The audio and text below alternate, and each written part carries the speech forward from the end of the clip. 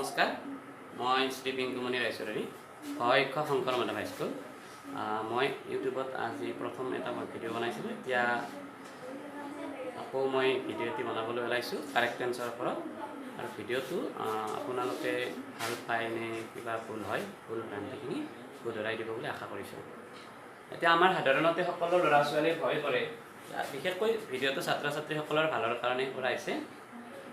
সকলোৱে correct tense বুলি ক'লে ভয় কৰে আৰু ভয় থকাটো স্বাভাৱিক। এইকাৰণে স্বাভাৱিক যে টেন্সৰ জ্ঞান, এলফাবেটৰ জ্ঞান, ৱৰ্ডৰ জ্ঞান, চেণ্টেন্সৰ জ্ঞান এইবিলাক মিলিহে কি হয় একোটা টেন্স সম্পৰ্কে বা ধাৰণা হয় বা টেন্সৰ এটা জ্ঞান পায়। গতিকে আজি আমি কাৰেক্ট টেন্সৰ ওপৰত আলোচনা কৰিবলৈ ওলাইছোঁ।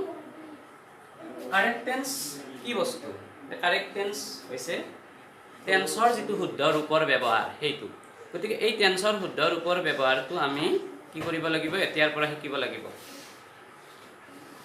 শুদ্ধ ৰূপ ব্যৱহাৰ বুলি ক'লে আমি কাৰেক্ট টেন্সৰ কি কৰিব লাগিব? প্ৰথমতে আমি জানিব লাগিব থাৰ্ড পাৰ্চন সিঙ্গুলাৰ নাম্বাৰ কোনবোৰ। থাৰ্ড পাৰ্চন সিঙ্গুলাৰ নাম্বাৰ বুলি ক'লে সাধাৰণতে কি বুজো আমি? আই, উই, ইউ, দে ইহঁতৰ বাহিৰে বাকি সকলোবোৰকে কি বুলি কোৱা হয়? সাধাৰণতে থাৰ্ড পাৰ্চন সিঙ্গুলাৰ নাম্বাৰ বুলি কোৱা হয়। থাৰ্ড পাৰ্চন সিঙ্গুলাৰ নাম্বাৰত আই, উই, ইউ, দে এইকেইটা নাথাকে, কাৰণ এইবিলাক সদায় ফাৰ্ষ্ট আৰু ছেকেণ্ড পাৰ্চনত আছে, ফাৰ্ষ্ট আৰু ছেকেণ্ডত আছে। গতিকে থাৰ্ড পাৰ্চন হ'ব লাগিলে কি থাকিব লাগিব? হয়তো ল'ৰাৰ নাম যেনেকৈ ৰাম, ছোৱালীৰ নাম সীতা, হি ল'ৰাৰ সলনি হি হ'ব পাৰে, ছোৱালীৰ সলনি চি হ'ব পাৰে। দা চান এটা বস্তু যিবিলাক সংখ্যাত মাত্ৰ এটাই হয় সেই বস্তুবিলাক, দা চান, দা মুন এটা হয়, দা আৰ্থ হ'ব পাৰে, ইট, দা বয় এনে ধৰণৰ যিমান আছে সেই সকলোবিলাককে কি বুলি কোৱা হয়? থাৰ্ড পাৰ্চন সিঙ্গুলাৰ নাম্বাৰ বুলি কোৱা হয়। এতিয়া চাবা তোমালোকে ৰাম অলৱেজ, ৰামে সদায়, গো যায়, গোটো ইনট্ৰানজিটিভ ভাৰ্ব। ভাৰ্বৰো কি থাকে? দুটাকৈ ৰূপ থাকে, তাৰ বিষয়ে আমি পিছত আলোচনা কৰিম যে ট্ৰানজিটিভ আৰু ইনট্ৰানজিটিভ ভাৰ্ব। ট্ৰানজিটিভ ভাৰ্ব সেইবিলাক ভাৰ্ব যিবিলাক ভাৰ্ব অবজেক্টৰ সহায় নলোৱাকৈ অৰ্থ সম্পূৰ্ণ কৰিব নোৱাৰে, আৰু ইনট্ৰানজিটিভ ভাৰ্ব সেইবিলাক যিবিলাকে অবজেক্ট নোহোৱাকৈও কি কৰিব পাৰে? অৰ্থ প্ৰকাশ কৰিব পাৰে। ইয়াতে গো টু ইনট্ৰানজিটিভ ভাৰ্ব, কাৰণ ই গো বুলি ক'লে যোৱাটো বুজায়, কিন্তু ডু বুলি কৰাৰ লগে লগে নুবুজায়। কি কৰিব? ডু কৰে, কি কৰে নুবুজায়, কিন্তু গো বুলি ক'লে যোৱাটো বুজায়। ৰাম অলৱেজ গোজ, গোজ কিয় হ'ল? ৰামটো কি পাৰ্চন? থাৰ্ড পাৰ্চন, অৰ্থাৎ থাৰ্ড পাৰ্চনত যদিহে কি থাকে? বাক্যবিলাকত যদি কি থাকে? অলৱেজ থাকে, ইউজুৱেলি থাকে, জেনেৰেলি থাকে, ডেইলি থাকে, এটেনটিভলি থাকে, ৱেল থাকে, হাৰ্ড থাকে, এভৰি ইয়াৰ থাকে, এভৰি ডে থাকে, এভৰি মান্থ থাকে, উইকলি থাকে, মান্থলি থাকে আদি থাকিলে সেইবিলাক সেন্টেন্সত সদায় কি হয়? প্ৰেজেন্ট ইনডিফিনিট টেন্সত থাকে বা টেন্সত ব্যৱহাৰ হয়। প্ৰেজেন্ট ইনডিফিনিট টেন্সৰ লগত ভাৰ্বৰ লগত এছ বা ইএছ যোগ হ'ব যদিহে সাবজেক্টটো কি হয়? থাৰ্ড পাৰ্চন সিঙ্গুলাৰ নাম্বাৰ হৈ থাকে। যেনে Ram come home twice a month, ৰামে টুৱাইচ মানে দুবাৰ, ওয়ান্স মানে এবাৰ, যে ৰামে ঘৰলৈ আহে, দুবাৰ আহে, এইটো অভ্যাসগত বাক্য আৰু লগতে বাক্যটো অভ্যাসগত হোৱাৰ কাৰণে কি? Present indefinite tense. আমি জানো, সাধাৰণতে জানো, বেছিভাগেই জানো যে প্ৰেজেন্ট ইনডিফিনিট টেন্সত বাক্যবিলাক কি থাকে? চিৰসত্য কথা থাকে, অভ্যাসগত কথা থাকে আৰু কি থাকে? অস্পষ্ট কথা থাকে। অস্পষ্ট কথা মানে মই তোমাক জানো, ধৰি লৈছো আই নো ইউ, মই তোমাক জানো, কিন্তু কোন দিনাৰ পৰা জানো আমি ভালদৰে ক'ব নোৱাৰো, স্পষ্টকৈ বাক্যটোত অৰ্থটো স্পষ্ট নকৰে। I know U, I know her, হয় মই তাইক জানো, মই তোমাক জানো, হয় আই ইট ৰাইচ, মই ভাত খাওঁ।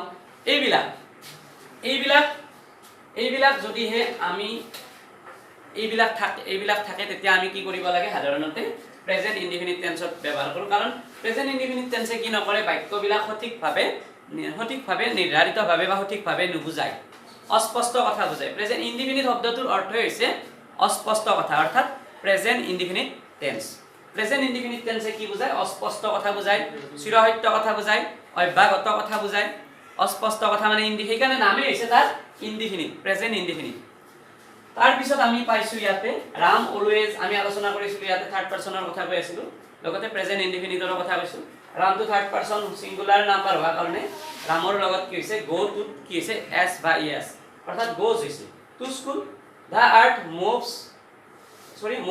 The earth move round the sun পৃথিৱীখন ঘূৰে ছানৰ সূৰ্যৰ চাৰিওফালে ঘূৰে গতিকে ইয়াত দ্য আৰ্থটো থাৰ্ড পাৰ্চন সিঙ্গুলাৰ হোৱাৰ কাৰণে কি হৈছে মুভত এছ যোগ হৈছে মুভছ ৰাউণ্ড দ্য ছান সেইকাৰণে আমি ইয়াত লিখি দিছো যিবোৰ সেন্টেন্সত অলৱেজ থাকে সদায় থাকে ইউজুৱেলি থাকে সাধাৰণতে থাকে জেনেৰেলি মানে সাধাৰণতে বুজায় ডেইলি সদায় এটেন্টিভলি মনোযোগেৰে উইল হালকৈ বা ভাল হাৰ্ড কঠোৰ বা টান এভৰিডে এভৰি ইয়াৰ প্ৰতি বছৰে এভৰিডে প্ৰতিদিনে এভৰি মান্থ প্ৰত্যেক মাহত উইকলি সপ্তাহত মান্থলি মাহত আদি থাকে সেইবোৰ সেন্টেন্স সদায় কি হয় প্ৰেজেন্ট ইনডিফিনিট টেন্সত থাকে এইবিলাক শব্দ তোমালোকে মুখস্থ কৰি লবা এইবিলাক শব্দ থাকিলে সদায় কি হয় প্ৰেজেন্ট ইনডিফিনিট হয় আৰু লগতে কি মনত ৰাখিব লাগিব আই মই উই আমি ইউ তুমি তোমালোক তুমিও বুজায় তোমালোক হ'ব এটো স্কয়াৰ হ'ব অৰ্থাৎ ডাবল হ'ব দুবাৰ ব্যৱহাৰ অৰ্থাৎ একবচনতো হয়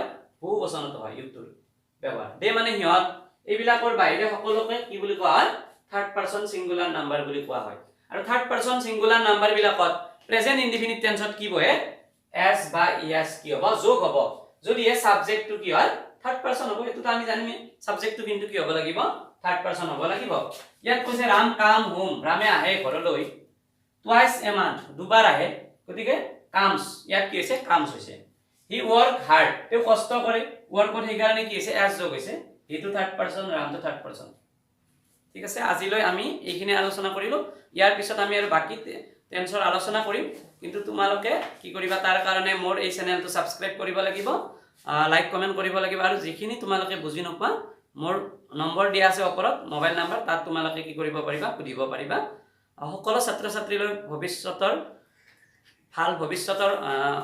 ভাল ভৱিষ্যতৰ কাৰণে আশা কৰি আজিৰ ইউটিউব ভিডিঅ'টো মই ইমানতে সামৰণি মাৰিছো